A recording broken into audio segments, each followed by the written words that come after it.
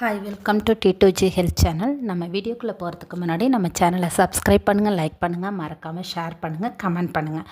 நம்ம இன்றைக்கி இந்த வீடியோவில் என்ன பார்க்க போகிறோம் அப்படின்னாக்கா, வழுக்கை தலையில் முடி வளர்கிறதுக்கு என்னென்ன ஹோம் ரெமெடிஸ் பண்ணலாம் அப்படின்னு அதை தான் இந்த வீடியோவில் பார்க்க போகிறோம்.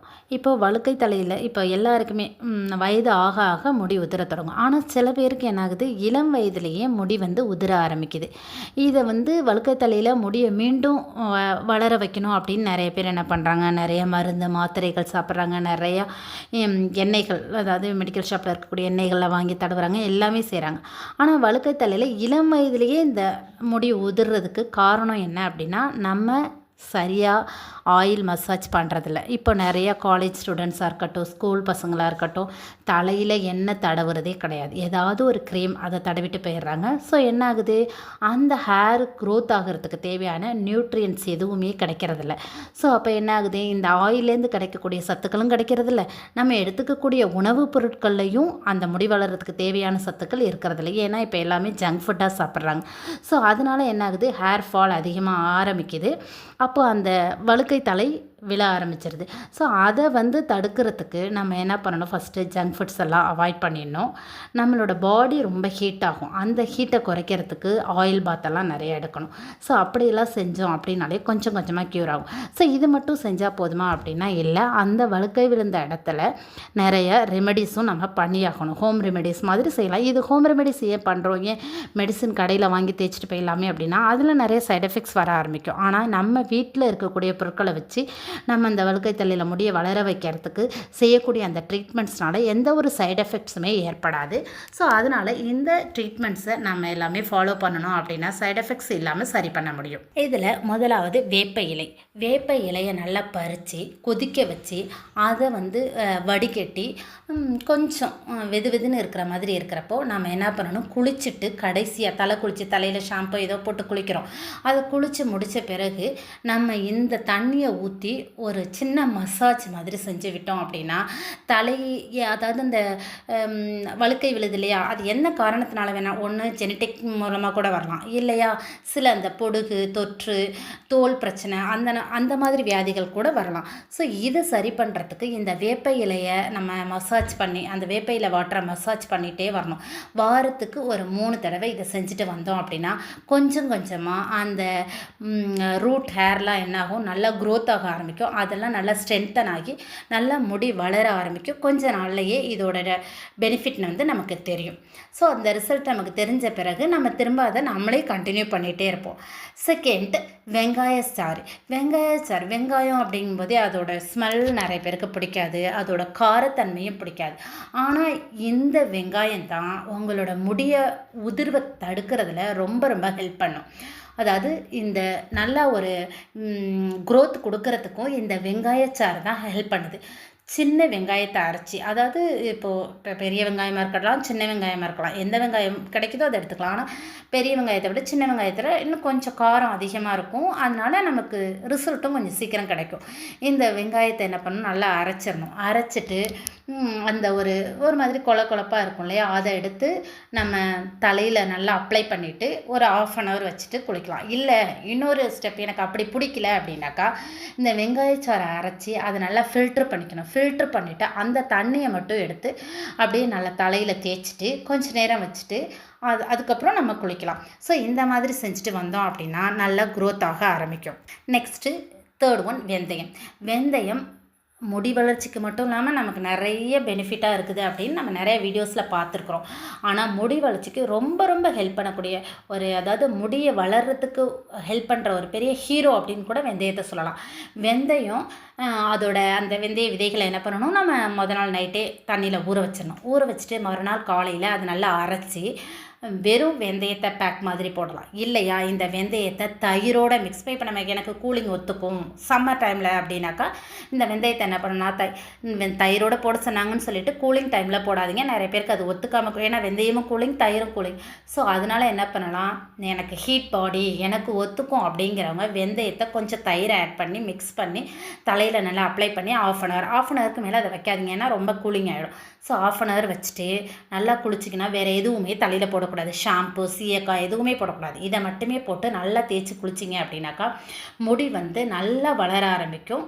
ஆனால் அந்த வெந்தயம் போடுறதுனால ஒரு மாதிரி அந்த ஒயிட்டாக ஒரு பிசுபிசுப்பாக தலையில் இருக்கும். அதாவது தலை குளிச்சுட்டு வந்த பிறகு அது தலை காய காய நம்ம ஒரு டவல் வச்சு துவட்டணும் அப்படின்னாக்கா அது வெளியில் விழுந்துடும், கீழே விழுந்துடும். அதனால எந்த கவலையும் பட தேவையில்லை. ஸோ இந்த இதை போகணும், நான் ஷாம்பு போட்டுக்கிறேன் அப்படின்னா வேண்டாம். நீங்கள் வெந்தயம் போட்டு குளித்தாலே ஷாம்பு போட்டதை விட 100 மடங்கு ஷைனிங் இந்த வெந்தயம் கொடுக்கும். ஓகே, வெந்தயம் மட்டும் பத்தாது அப்படின்னு நினைக்கிறவங்க கருஞ்சீரகத்தை சேர்த்துக்கலாம். வெந்தயம், கருஞ்சீரகம் இது ரெண்டையும் சேர்த்து கருஞ்சீரகமும் நல்லா முடியை நல்லா வளர வைக்கும்.